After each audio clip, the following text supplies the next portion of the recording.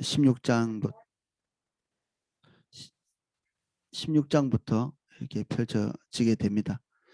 그 앞서서 설명해 드렸지만 회개하고 돌이키고 그리고 깨달아서 하나님께 돌아올 수 있는 마지막 기회를 주시기 위해서 하나님의 큰 음성으로서의 어떤 재앙, 이런 것이 앞에 6장까지의 이 15장까지의 어떤 재앙의 성격이었다면, 이 16장부터는 마지막 종결, 하나님의 그 심판이 이제 마지막으로 행해지는, 그리고 끝까지 주님께로 돌이키지 않는 그룹들, 그리고 그런 세력들, 그러한 존재들에 대해서 마지막으로 역사의 종말을 이제 말하는 거죠. 그때 하나님의 응징을 나타내는 최종적 심판을 나타냅니다. 16장 전체가. 그래서 이 16장에 나오는 재앙들은 그리스도인들, 앞에 예수 그리스도를 믿고 주님을 따라가던 그런 사람들도 아니고, 그 뒤에 조금 늦게 주님 안에 들어오고 마지막까지 회개하고 돌이키는, 재앙과 두려움 때문에 돌이키는 그런 종류의 사람도 아니고, 이제 마지막으로 남아있는 어떤 그 하나님께 적극적으로 대항하는 최종적 세력들, 그런 세력들에 대한 징벌이라고 보시면 되겠습니다. 16장입니다. 제가 한 절씩 읽으면서 내용을 살펴보겠습니다.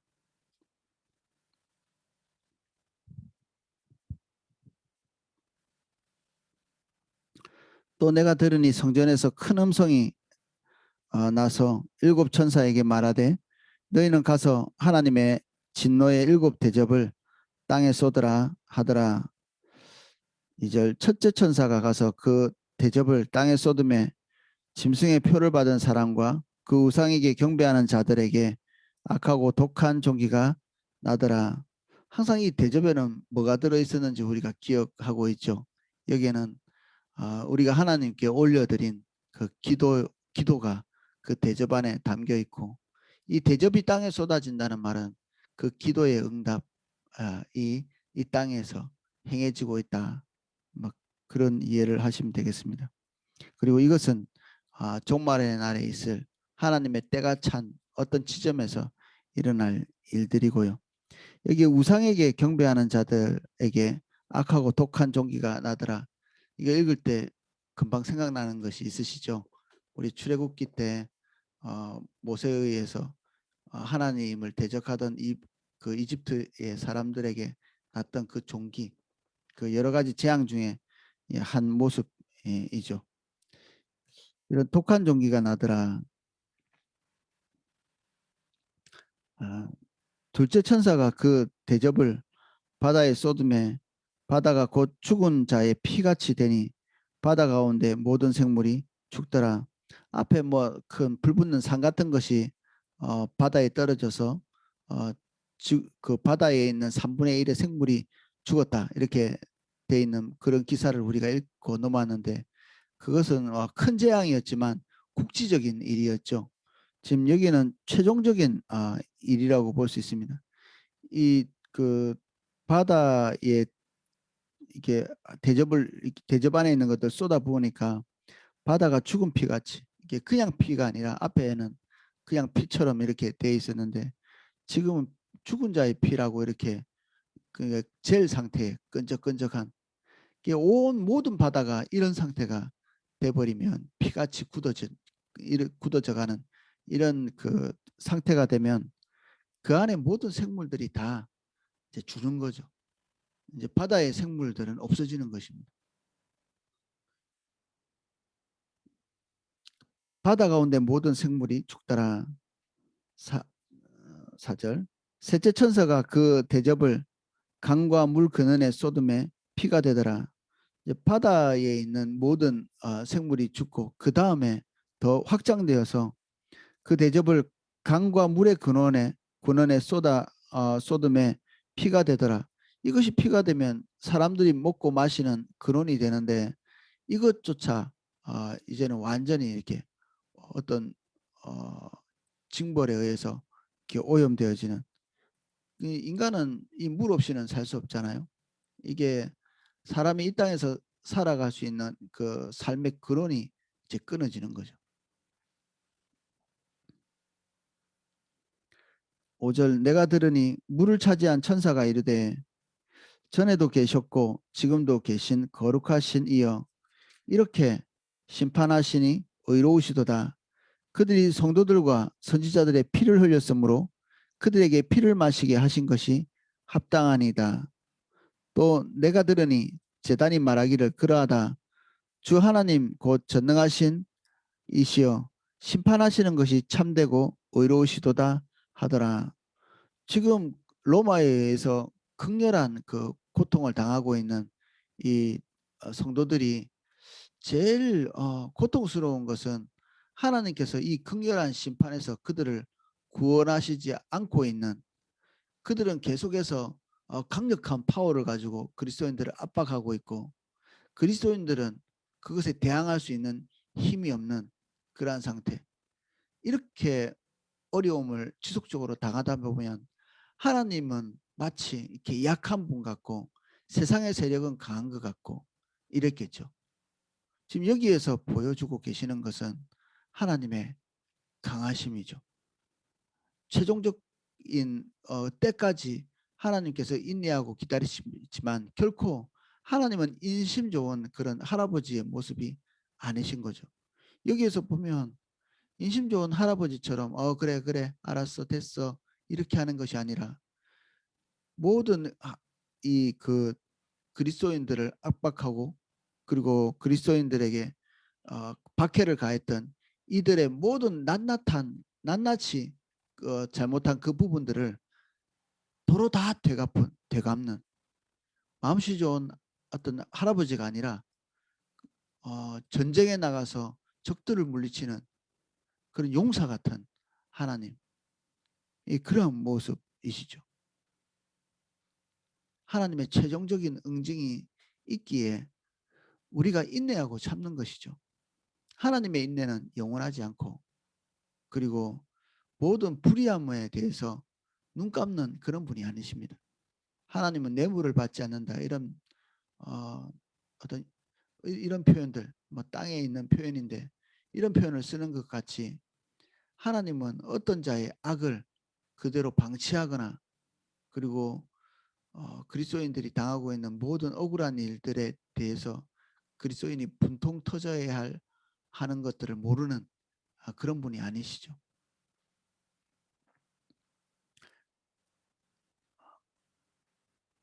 선지자들의 피 그리고 성도들의 피, 이 모든 것들에 대한 하나님의 응징이 아주 이렇게 끔찍한 모습으로 행해지는데 하나님은 힘이 있으신 분이지만 반칙하는 분은 아니십니다. 어떤 그 자기의 주도권을 룰 없이 행하시는 그런 분이 아니시죠. 이 최후의 심판에 하나님께서 가지고 계시는 강력한 힘, 세상은 강력한 힘이 있으면 룰도 없죠. 힘 자체가 룰이기 때문에 그렇습니다. 그런데 하나님은 힘 자체가 룰이 아니십니다. 그분은 얼마든지 힘으로 세상을 심판하실 수 있고 자기 뜻대로 하실 수 있는 분이시지만 그분 안에 있는 공의로움, 정의로움, 합당하심, 거룩하심, 이것들이 항상 그 힘과 함께 나타나고 역사되죠. 여기에 하나님께서 행하고 계신 일도 그들이 도무지 한거할 수 없는 정의로움이 포함되어 있습니다.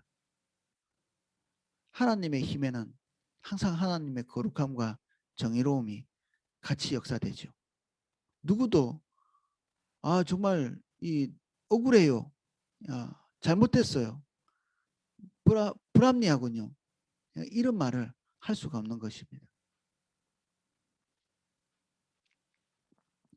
8절 넷째 천사가 그 대접을 해에 쏟음에 해가 권세를 받아 불로 사람을 태우니 그 앞전에 우리가 그 하늘의 천체의 3분의 1의 빛이 없어졌다 이렇게 돼 있는데 지금 이 태양을 통해서 하나님께서 인간 세계에 모든 필요를 채우신 거죠. 모든 식물이 자라게 하시고 우리도 태양을 직접적으로 받으면서 그 태양의 혜택을 누렸죠. 근데 여기에 있는 사람들은 하나님이 주신 모든 것들을 거부하고 거절하는 사람이기 때문에 하나님께서 완벽하게 그들에게서 사라져 주시는 거죠. 이 지옥은 하나님의 모든 그것이 없어지는 곳이거든요. 하나님과 우리가 단절이 되면 우리에게 있는 모든 복지가 하나님으로부터 나온 것이기 때문에 우리에게 있는 모든 종류의 복지도 같이 끊어지는 것입니다. 하나님과 가까이 가면 갈수록 우리에게 생명과 복지도 확장되고 하나님과 멀어지면 멀어질수록 하나님께서 우리에게 계획하신 모든 좋은 것들도 동시에 멀어지게 돼 있죠. 이게 합당하죠. 모든 좋은 것이 빛들의 아버지께로부터 온다. 이게 야고보서에 기록되어 있는 내용이거든요. 우리는 하나님을 버리고 독자적으로 살 수 있는 그런 존재가 아닙니다. 세상에 있는 어떤 피조물도 하나님 없이 독자적으로 생존할 수 없습니다. 그것이 천사든지 아니면 하늘에 있는 그 우리가 앞서 봤던 신령한 놀라운 그 어떤 살아있는 영적 존재이든지 아니면 인간이든지 동물이든지 식물이든지 상관없이 하나님 없이 존재할 수 있는 것은 없죠. 여기에 그 하나님의 존재에 대해서 증오심을 품고 그들의 인생에서 적대자로 이렇게 여기는 영원히 하나님과 무관한 삶을 살기로 결정한 이 사람들에게 하나님께서 그들이 원하는 대로 하나님의 모든 것들을 제거하시죠. 그래서 이 피조 세계에 굉장히 중요한 위치를 찾아오고 있는 이 태양을 통해서 그들이 받고 있던 그 하나님의 긍휼 자비 그리고 공급 이 모든 것들이 제거되어지고 태양이 가지고 있는 그 무서운 위력 그 위력만 이들에게 해로서 다가오게 되는 모습입니다. 태양의 그 위력은 정말 대단한데 아주 여러 가지의 그 조건 때문에 인간에게 그 해로움이 다가오지 않습니다. 그 위력이 다가오지 않고요.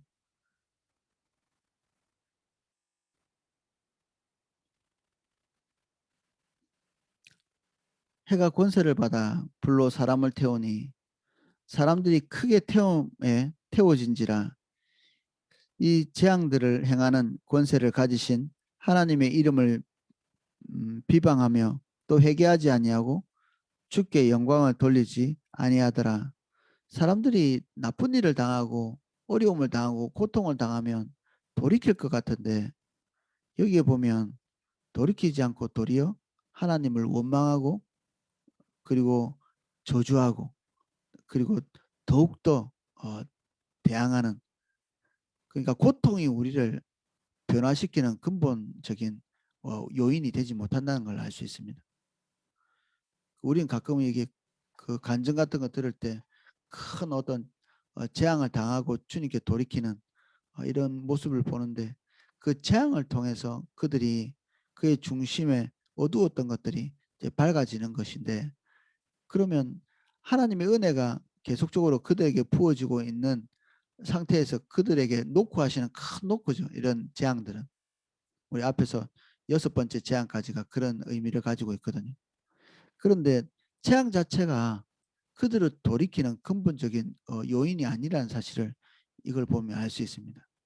지금부터 재앙을 당하는 이 사람들의 마음속에는 일말의 하나님의 빛, 일말의 하나님의 은혜도 동반되지 않기 때문에 이들은 돌이킬 수 없죠.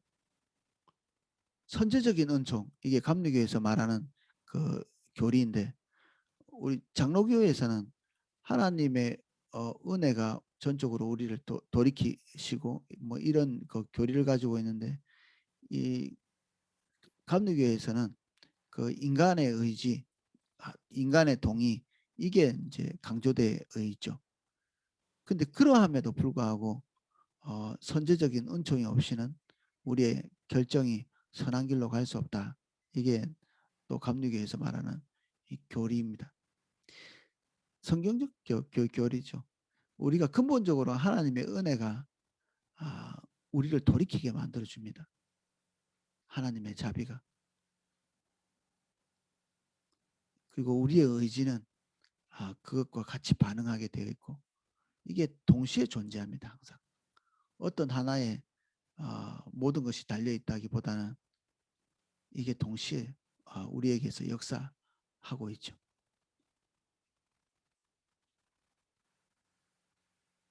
10절.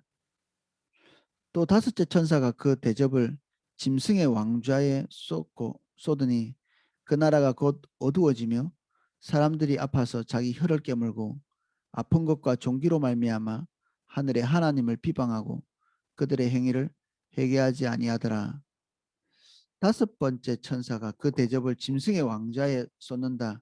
이게 지금 이 그 요한계시록의 선언을 듣고 있는 이 1세기 그리스도인들에게서는 금방 뭘 연상하게 하느냐면 로마 제국을 연상하게 합니다. 이 짐승의 왕자도 로마 제국의 핵심적인 어떤 세력들, 그리고 그 권세의 출처들, 이것을 얘기하는 것이고, 그런데 이게 뭐 로마만 얘기하느냐? 예, 그렇지는 않죠. 어, 역사 대대로, 그리고 그 종말의 날에 그 집결될 하나님을 적극적으로 대적하는 국가, 권세, 그리고 그 출처들, 이러한 것들을 말하는 것입니다.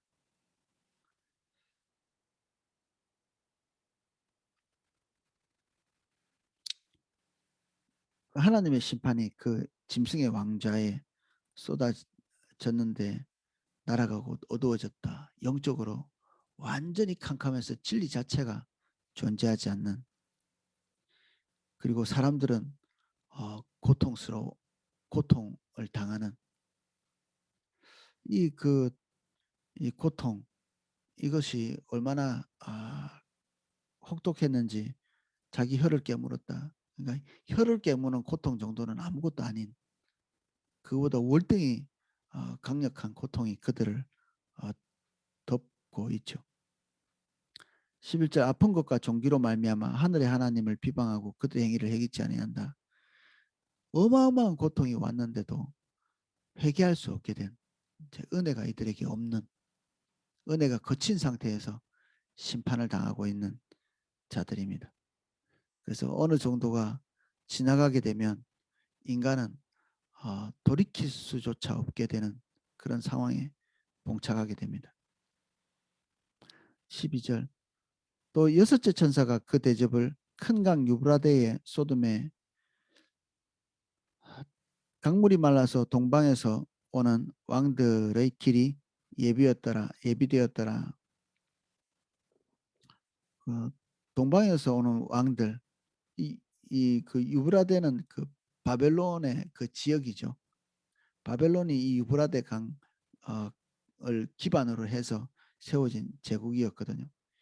유브라데의 강물, 이것은 그들에게 부여를 가져다 준, 그 국가가 설 수 있는 기반이 되었던 모든 것들, 이게 말라버렸다. 그것은 그들의 그 존립 자체가 뒤흔들리고 있는 그런 모습으로 볼 수 있습니다. 그리고 어, 동방에서 동쪽 뭐 동방에서 오는 왕들의 길이 예비되었다. 또 내가 봄에 개구리 같은 새 더러운 영이 용의 입과 짐승의 입과 거짓 선지자의 입에서 나오니 그들은 귀신의 영이라 이적을 행하여 온 천하 왕들에게 가서 하나님 곧 전능하신 이의 큰 날에 있을 전쟁을 위하여 그들을 모으더라. 이제 모든 그 정권, 나라들 중에 하나님께 이렇게 긍정적이고 그리고 하나님을 어, 어떤 우호적으로 보는 그런 나라들은 이제 이 땅에서는 존재하지 않는 거죠. 이 요한계시록 16장 지점까지 가면 이제 더 이상 그런 존재는 없는 것입니다. 그런데도 이들에게는 항상 그 전쟁은 뻔뻔스럽죠. 그들이 하고 있는 모든 것을 좋게 포장을 이렇게 하죠. 옛날에 열강들이 어, 이렇게 힘없는 나라를 지배할 때 식민지로 삼을 때 항상 그들이 와서 첫 말은 그 긍정적인 것들. 전쟁을 시작할 때는 항상 그렇잖아요. 그들이 항상 옳고 그리고 강한 나라의 그 논리에 따라서 전쟁을 하는 아주 이렇게 타당한 이유들을 대죠. 우리나라에서 일어난 모든 일들도 보면 막무가내로 쳐들어오기보다는 그들을 잘 포장해서 그들이 마치 정의로운 양 이렇게 하죠. 이들도 그것이 필요했던 거죠. 지금 거짓 선지자들 그리고 짐승의 입에서 올바르지 않고 합당하지 않고 그러나 그들은 그들 자신을 포장하는 그런 메시지들을 스스로가 가지는 하나도 정의가 없는 그렇지만 그들이 하고 있는 행동이 옳다고 이렇게 여기는 이런 메시지들을 넣는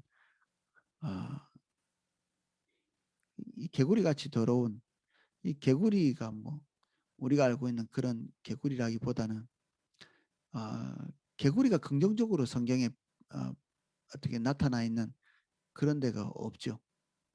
에, 그리고 이방 신들도 개구리를 다 더럽게 여기고 이집트만이 이 개구리에 대해서 긍정적으로 보는 경향이 있었습니다. 왜냐하면 번식을 잘하거든요. 고대 국가에서 번식은 부를 축적하는 가장 좋은 방법이죠. 그래서 이집트에서 좀 이해가 안 되는 어떤 신들의 형상들이 있는데 그 이의 신, 파리의 신, 그리고 이 개구리의 신 이런 신들을 그들이 섬기고 있었죠. 이런 개구리의 징벌이나 이의 징벌이나 이런 것들은 다 그들이 섬기고 있던 그것이 얼마나 헛된 것이고 그들이 그렇게 좋아하고 있던 그 다산이 얼마나 허황된 것인가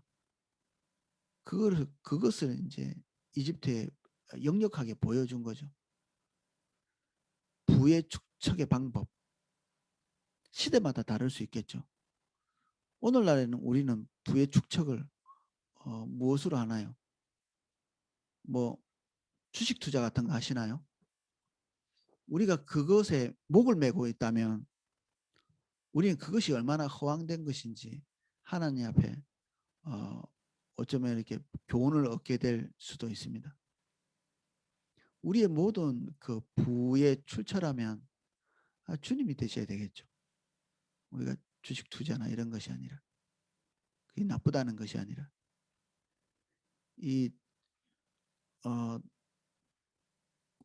왕성한 출산을 통해서 짐승들의 출산도 그렇고 식물들의 출산도 그렇고 이런 출산들이 우리의 궁극적인 소망이 되어진다면 그 이 징벌을 당하고 있는 사람들 그리고 이 이집트에서 개구리의 징벌을 당하고 있던 이런 사람들이 정말 신물이 날 정도로 그것이 호황되다는 사실을 그들 눈으로 목격하게 되는 때가 있습니다.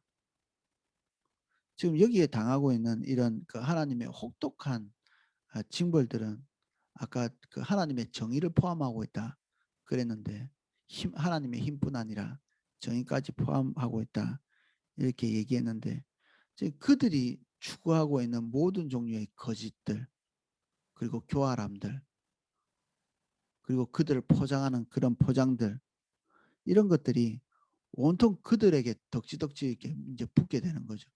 아무런 제약도 없이. 그 전까지는 제약이 있나요 없나요? 있죠.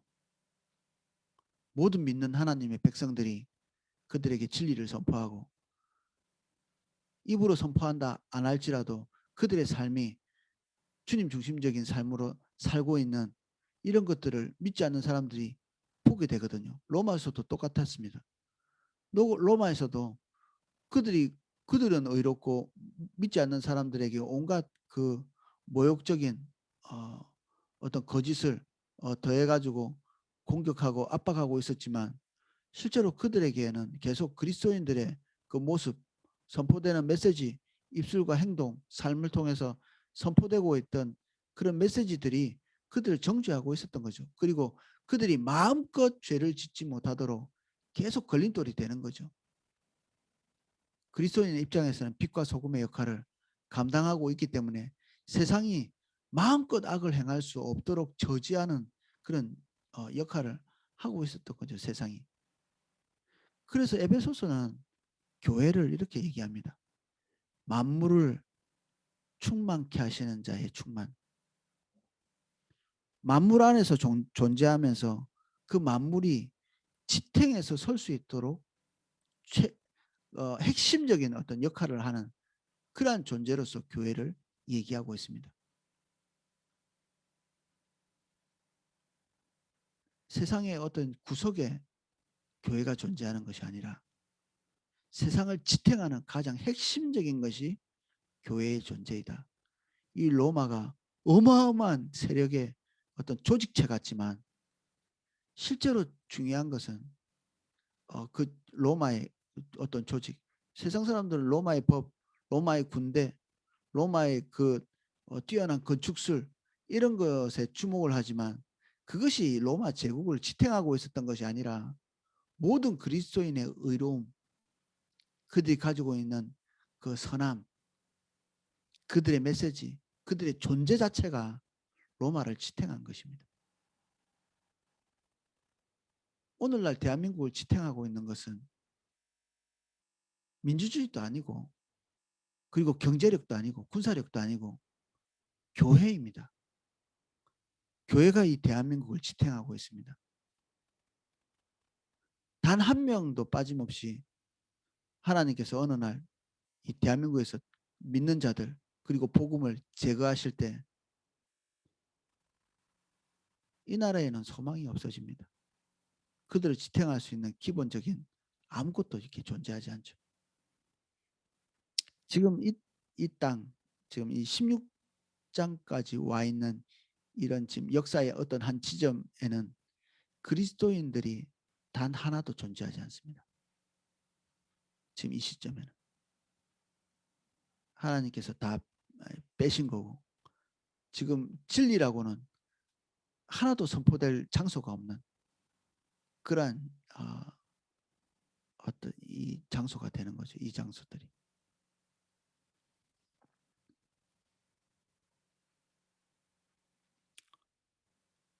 하나님을 대적하겠다고 이 귀신의 영을 받은 자들이 이렇게 모입니다. 천하의 모든 왕들이 일치단결해 가지고 하나님 곧 전능하신 이의 큰 날에 있을 전쟁을 위하여 그들을 모으더라. 하나님의 존재에 대해서 뚜렷하게 이제는 역사에 계시되는데 이들이 그것이 보인다고 해서 하나님께 굴복하는 것이 아니라 그들이 가지고 있는 모든 파워를 총집결해서 한번 해봅시다 이렇게 나오는 거죠. 여기에서 딱 이제 우리는 지금 역사의 종말 이 무시무시한 이 심판의 어떤 그 장면들을 눈에 선하게 지금 보고 있는 이 시점에 모든 그리스도인들은 지금 이 요한계시록을 누군가는 읽고 누군가는 듣고 있겠죠. 그래서 깊이 이런 재앙의 어떤 사건들을 이렇게 몰입되어서 이렇게 듣고 있을 것입니다. 이때 참 재미난 것이 15절인데 우리 영화를 이렇게 보면 이렇게 영화와 영화 사이에 어떤 그 선정 같은 게 들어가죠. 그때는 우리가 지금 영화에 몰입되어 있다가 잠깐 깨어서 밖으로 나오죠. 그런 것처럼 이 14절과 16절이 연속해서 붙어야 되는데 15절 갑자기 하나님께서 이런 장면들을 쭉 이어 나오는 것들을 한번 딱 중단하고 이 글을 듣고 있는 하나님의 백성들에게 이 요한계시록을 접하고 있는 모든 하나님의 백성들에게 하나님께서 당부를 하나 탁 집어넣으십니다. 보라 내가 도둑같이 오리니 예수님께서 이 표현을 쓰셨잖아요. 이 도둑같이 온다는 얘기는 예고하지 않는다는 얘기죠. 도둑은 뭐 온갖 부정적인 거를 다 붙일 수 있지만 예수님이 쓰신 그 도둑의 비유는 예고하지 않는다는 비유입니다. 누구든지 깨어 자기 옷을 지켜 벌거벗고 다니지 아니하며 자기 부끄러움을 보이지 않는 자는 복이 있도다. 지금 이 새벽이나 저녁에 모여서 이 요한계시록을 낭독하고 있는 이 낭독을 듣는 자들에게 지금 당부를 하는 거죠. 마치 드라마에 깊이 빠져서 몰입되어 있는 사람들, 그러한 사람들에게 잠깐 그들의 존재를 잊어버리고 이것을 듣고 있는 사람들에게 깨어나와서 그 존재가 현실적인 세계로 다시 돌아와서 너희들이 지금 깨어서 정결하게 살아가야 되고, 그리고 예수 그리스도를 붙들고 인내하면서 걸어가야 될 이유가 지금 여기에 펼쳐져 있는 이런 그 종말의 어떤 심판이 반드시 있을 것이기 때문에, 그리고 너희들 억울하지? 내가 다 징벌할 것이고 최종적으로 이 땅을 심판할 날이 있을 것이야. 너희들 인내하고 견뎌. 그리고 지금 물리적으로 너희들이 억울한 것들 다 갚지 말고 기다려. 이게 지금 요 15절에 나오는 하나님의 당부지요. 여기 이것이. 그래서 우리는 이 재앙에 초점을 맞추는 게 아니라 어, 지금 현재에 초점을 맞추라는 얘기입니다. 하나님께서. 이런 일이 미래에 있을 것인데 우리가 초점 맞춰야 될 거는 이 미래의 두려운 이 지구의 종말 같은 이런 것이 아니라 지금 현재 우리가 예수 그리스도와 동행하고 그리고 정결한 예수 그리스도의 그 의를 힘입고 살아가는 것, 이것이 중요한 거죠. 1세기에 그리스도인들은 뭐가 중요한가요? 로마의 압박에도 불구하고 그들이 믿음을 버리지 않고 인내함으로 견디고 나가는 것, 이게 하나님께서 원하시는 거죠. 우리는 우리의 또 처지가 있죠. 대한민국에 살고 있는 우리는 또 다른 처지가 있습니다. 로마의 압박과는 다른 어려움들이 있고 우리는 우리 나름대로의 그 주님의 인도를 따라가는 그런 그 숙명이 있죠. 16절 새 영이 히브리어로 아마겟돈이라 하는 곳으로 왕들을 모으더라. 이 뭐 아마겟돈은 원래 무기또 그 이스라엘의 북쪽에 보면 그 길이 한 세 갈래 정도 있습니다. 그 해안으로 들어가는 해안길이 있고 왕의 대로라고 하는 또 그 산지로 난 길이 있습니다. 이게 남쪽으로부터 북쪽까지 쭉 이렇게 이어져 있죠. 주로 이게 남쪽에 있는 제국들이 북쪽으로 전쟁을 하러 갈 때 군사들을 몰고 이 해안도로 내지는 이 왕의 도로라고 하는 이 산간도로를 향해서 갑니다. 그리고 이 북쪽에서부터도 이렇게 내려오는 길이 있죠. 그래서 그 바벨론이 그 이집트 쪽에 있는 세력들과 전쟁할 때는 꼭 이 도로를 통과해서 어느 지점에서 만나서 전쟁을 하는데 그 주로 이 만나서 전쟁을 하던 곳이 무기또입니다. 이 세 갈래, 이 두 갈래, 세 갈래 길이 합쳐지는 그 광야가 나오는데 그 광야가 전쟁하기 좋죠. 이 지역이 무기또 지역인데 이게 뭐 이스라엘에서 뭐 이렇게 세계 대전쟁이 일어난다 이렇게 얘기하는 것도 있는데 너무 웃기는 얘기입니다. 이것은 고대에 있었던 지형적인 일이고요. 지금 뭐 무슨 지형이 그런 의미가 있겠습니까? 지금 이 시대에 이것은 모든 그 믿는 자들, 믿지 않는 그 세력들이 자기의 정권을 지탱하고 확장하기 위해서 모였던 그런 지역을 이렇게 얘기하는 것인데 이거는 어떤 환경적인 부분들 이런 걸 얘기하는 거죠. 이 무기또가 가지고 있었던 어떤 특성과도 같은 모든 왕들이 그들의 목적을 가지고 모이는 어떤 지점 같은 것들, 그런 환경들 이런 것들을 얘기하는 것이죠. 이 아마겟돈이 그렇습니다. 17절 일곱째 천사가 그 대접을 공중에 쏟음에 큰 음성이 성전에서 보좌로부터 나와서 이르되 되었다 하시니, 이게 예수님께서 십자가상에서도 말씀하셨죠. 거기서 다 이루었다 이렇게 말씀하시는데 여기서도 이르되 되었다 하죠. 이것은 뭘 말하나요? 이제 뭐 끝났다는 얘기입니다. 종말을 선언하신 것입니다. 이제 회개의 기회는 이미 다 주어졌고 이제는 하나님의 종결의 심판, 종말의 심판, 이것만이 이제 남아있는, 그리고 이들이 하나님을 대적하려고 한 곳에 몽땅 다 집결했는데 몽땅 다 집결한 그 자체가 하나님의 심판을 한꺼번에 이제 받는 것이 되죠. 그들은 힘을 뭉쳐서 대적한다고 이렇게 여기에 모였지만 하나님은 이것들을 일망타진할 하나님의 기회로 보시는 거죠. 그들의 지혜를 가지고 아마겟돈에 모였지만 사실은 그 뒤에 그들의 꾀를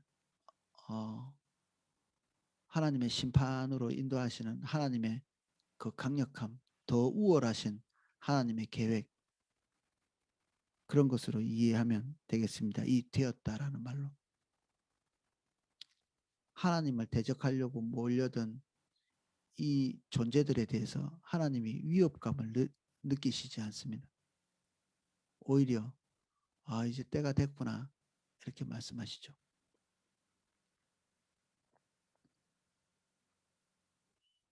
18절 번개와 음성들과 우레소리가 있고 또 큰 지진이 있어 얼마나 큰지 사람이 땅에 있어 온 이래로 이같이 큰 지진이 없었더라.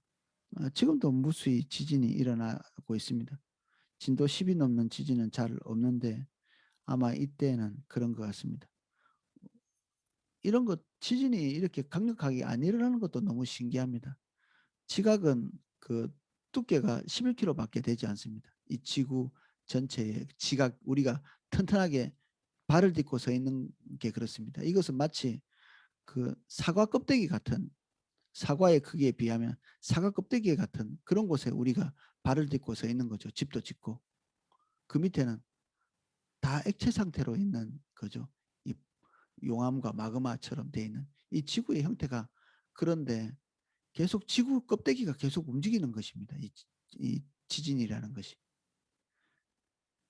결국 하나님의 은혜가 이 지구 껍데기가 그나마 잘 지탱할 수 있도록 지켜준 것이고, 그리고 모든 믿는 자들의 복지를 위해서 하나님께서 이 자연계를 붙들고 계셨던 건데, 이 모든 하나님의 백성들이 다 빠져나가고 난 뒤에 이 지구는 교회가 없는 지구, 믿는 자가 없는 지구, 이 지구는 더 이상의 자비가 필요하지 않는,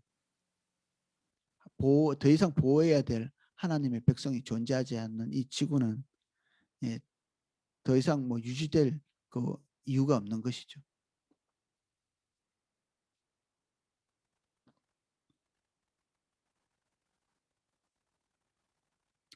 19절 큰 성이 세 갈래로 갈라지고 만국의 성들도 무너지니 큰 성 바벨론이 하나님 앞에 기억하신 바 되어 그 맹렬한 진노의 포도주 잔을 받음에, 우리가 보통 하나님께서 기억하신다 이렇게 할 때 우리 입장에서는 하나님의 긍휼을 그리고 하나님의 따뜻함을 느끼죠.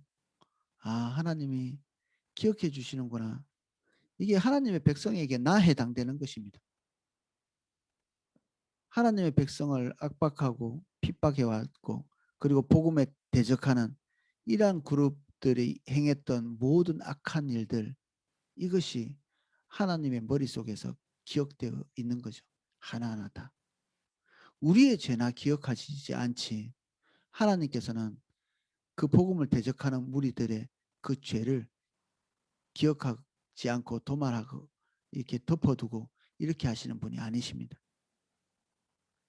한 면에서는 사실은 우리도 이런 취급을 받을 수 있는 존재였지만 우리가 예수 그리스도의 은혜로 하나님의 자녀 되어서 여기에서는 우리가 제외되어 있습니다.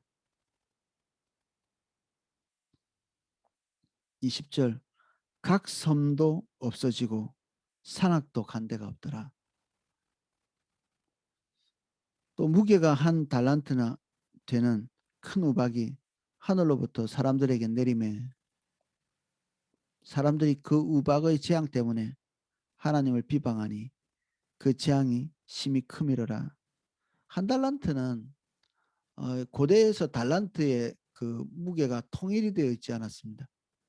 그래서 적게는 26kg, 이 한 달란트가 그 26kg, 신약 시대 때는 50kg 이상, 이집트는 또 30kg 정도. 이게 이 지역마다 달란트의 그 질량이 다 틀렸거든요.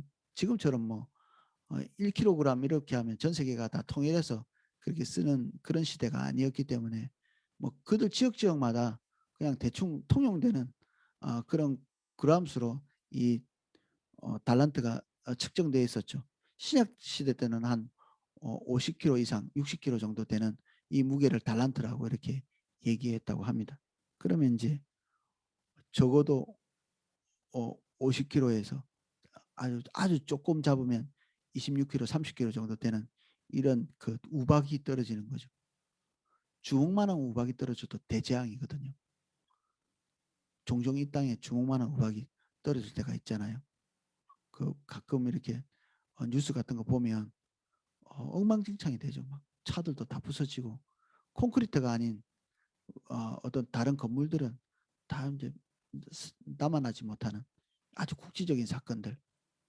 그런데 여기에 한 달란트 한 30kg에서 50kg 사이에 이런 무게의 얼음 덩어리들이 떨어지는 거죠. 이건 죽으라는 얘기죠. 이거는 뭐 회개하고 자시고 할 그런 자연현상들이 아닙니다. 이제 끝난 것입니다. 이 땅의 역사는 끝난 것이죠. 그런데 이 무시무시한 이 고통 그리고 이 종말이 임박한 것 안에서 그들이 여전히 하나님을 비방하고 있습니다. 그 재앙이 심히 큽니다. 재앙이 오면 올수록 그들은 더욱더 분노에 휩싸이는 모습을 볼 수 있습니다. 지옥에 있는 사람들이 천국을 본다 그럽니다. 그럼 지옥에서 회개하면 좋겠죠. 근데 그런 일은 없습니다. 회개와 돌이킴은 오직 하나님의 선제적 은총, 은혜로 인해 가능한 것이죠. 오늘 우리가 읽은 것은 역사의 종말의 모습입니다. 이것을 왜 1세기에 그리스도인들에게 가르쳤을까요? 하나님께서 그들이 당하고 있던 고통을 억울하게 하시지 않겠다는 선언이죠. 내가 너희들의 억울한 것 그리고 고통스러워하는 것 그리고 너희들이 당하고 있는 모든 종류의 불합리함들 다 갚겠다는 것입니다. 그래서 우리는 인내할 수 있는 거죠. 억울하지 않습니다. 너무 오래 참으면 스트레스로 뭐 좋지 않다고 이렇게 얘기하는데 우리가 이 종말의 날을 우리가 이해하고 있을 때 우리는 하나님의 공의로움이 언젠가는 그 우리의 모든 억울함들을 다 갚으실 거라는 사실을 알고 기다릴 수 있죠. 그래서 하나님은 우리가 억울함 당하는 것을 원하셔서 참고 인내하고 용서하라는 것이 아닙니다. 우리가 심판자의 자리에 앉는 것을 하나님께서 원하시지 않고 또 우리는 그런 심판자의 자리에 앉을 수 있는 존재도 안 됩니다. 하나님의 공의로움에 이 모든 것들을 맡기기 때문에 우리 스스로 응징하거나 그리고 보복하지 않는 것이죠. 하나님의 공의로움 기억해 1세기 그리스도인들에게 그 말을 하기 위해서 오늘 이 16장을 기록한 것입니다. 내가 다 갚아줄 거야. 인내해라. 이것이 16장 전체의 메시지입니다. 기도하겠습니다.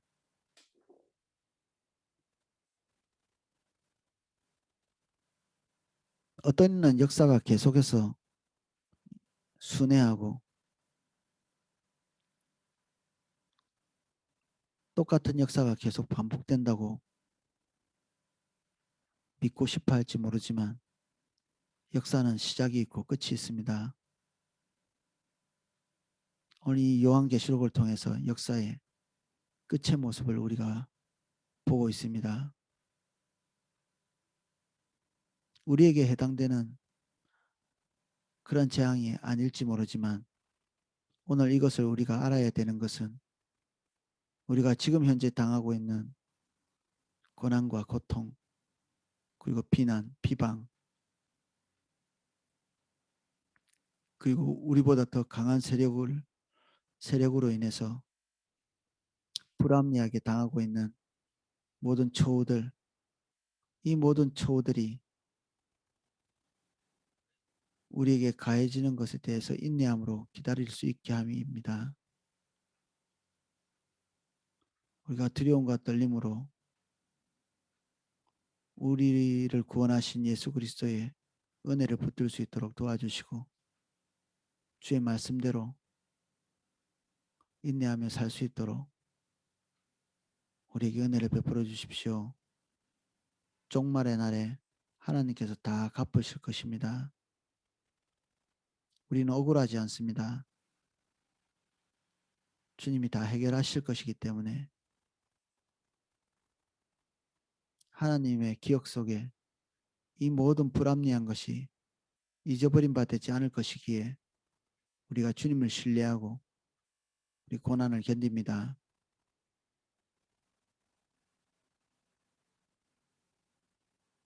모든 믿는 자에게 베푸신 하나님의 은혜로 인해 감사드립니다.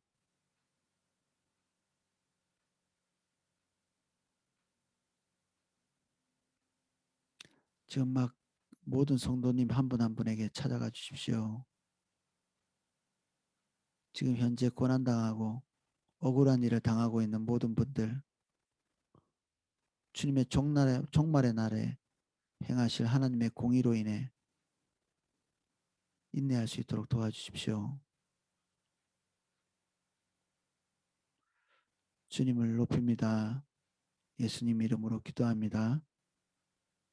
아멘.